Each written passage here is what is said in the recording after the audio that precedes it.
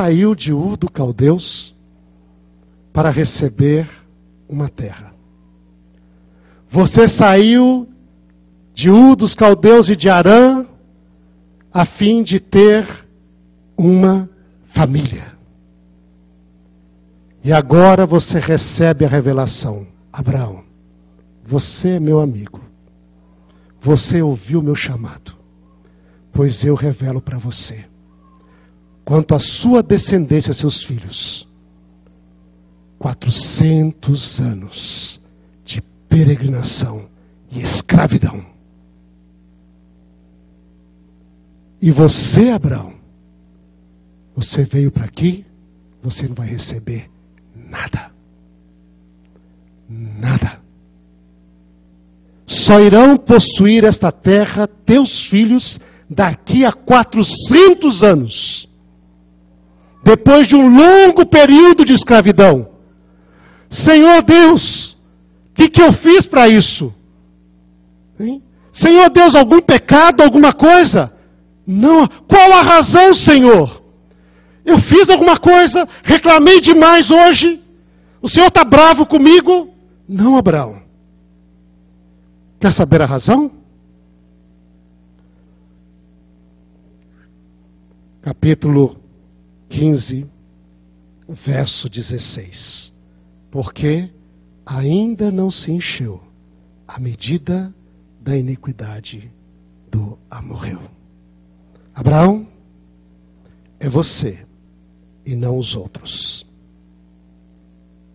Mas é você por causa dos outros.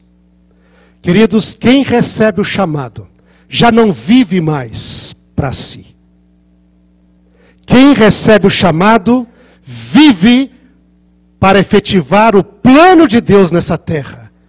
Vive para salvar os outros.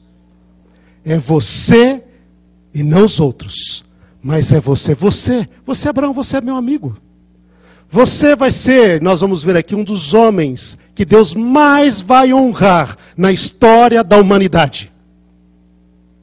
A partir dali, todo mundo será só abençoado através de você, Abraão. Todo mundo. Mas o eleito não vive mais para si. O eleito é um instrumento de Deus para efetivar a redenção nesta terra. E por isso, Abraão, você e a sua descendência vão ter de esperar 400 anos. Você não vai receber nada. Sua descendência vai ter de ser escravizada. E só depois voltarão para aqui. E receberão esta terra. Queridos, isto é o chamado. Chamado de Deus para Abraão. Chamado para que Abraão fosse coparticipante com Deus da redenção. Nós não podemos redimir os outros porque não temos méritos. Mas nós podemos ser vasos, canais, para levar a redenção que Deus dá para os outros. E isso implica toda a nossa vida, não uma parte da vida. Não é 2 horas por dia, não é 3 horas por dia, não é um dia para a semana, outro dia sim, um dia não, não é só o sábado, implica tudo. E muitas vezes, queridos, acontece coisa na nossa vida que nós nem imaginamos por quê. Nós podemos estar lá, Abraão era um homem rico, riquíssimo. Ele era um príncipe. Abraão, quando ele movia, para você ter uma ideia do que era a casa de Abraão, no capítulo 14 falou que quando ele foi combater os reis do Oriente, ele levou mais de 200 servos jovens, hábeis na batalha. A família de Abraão devia ser pelo menos mais de 2.000 pessoas andando em caravana. Isso era a casa de Abraão. Ele, seus servos e o seu gado. O nome Abraão quer dizer pai exaltado. Esse tipo de nome é dado somente para a gente da nobreza na antiguidade.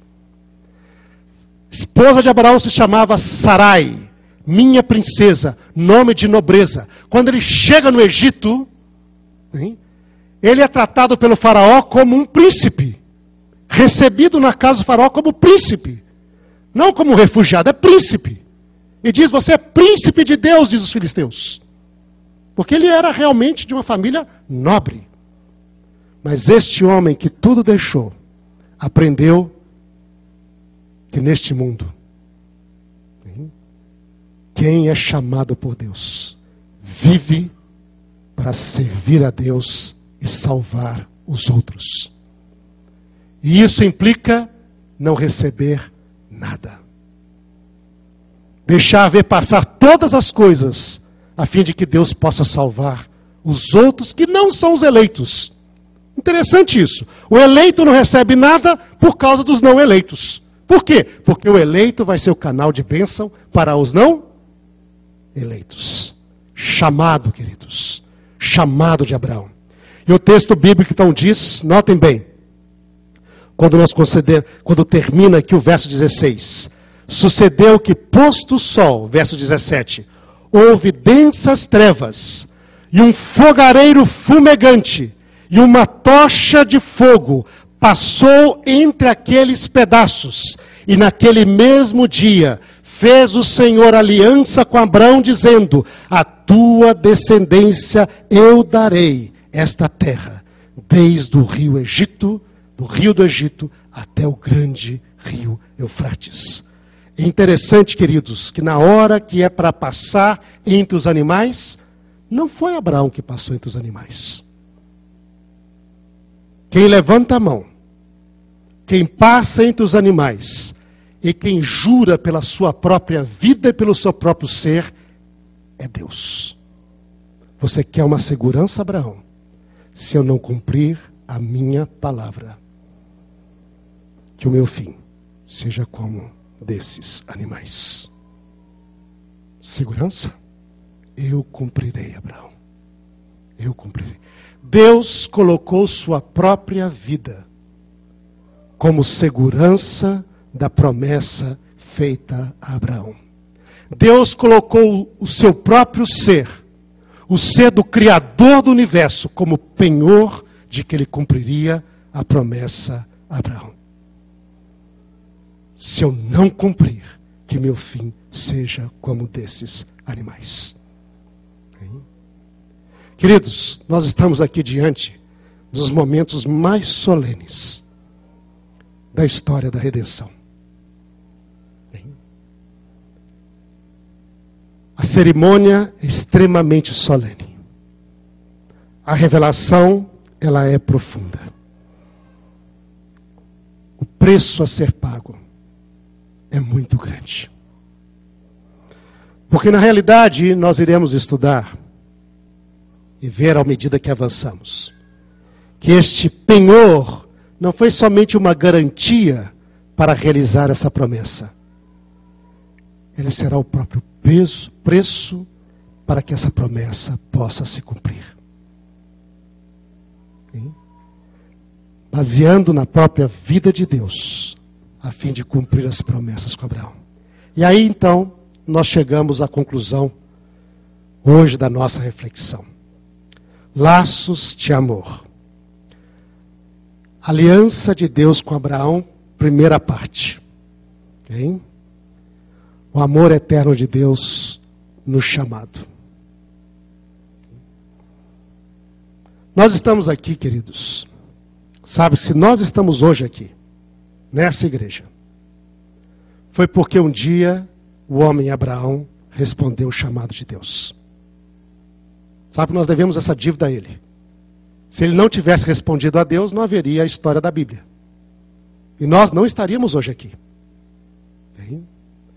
Mas é interessante que a Bíblia nos diz, lá em Romanos, no capítulo 4, que Abraão, pela sua fé, ele se tornou pai de todos aqueles que creem e que têm fé como ele.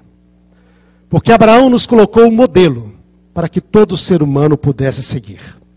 Deus colocou Abraão na história a fim de colocar um modelo para toda a humanidade e a partir dele fazer a família de Deus, que na Bíblia é conhecida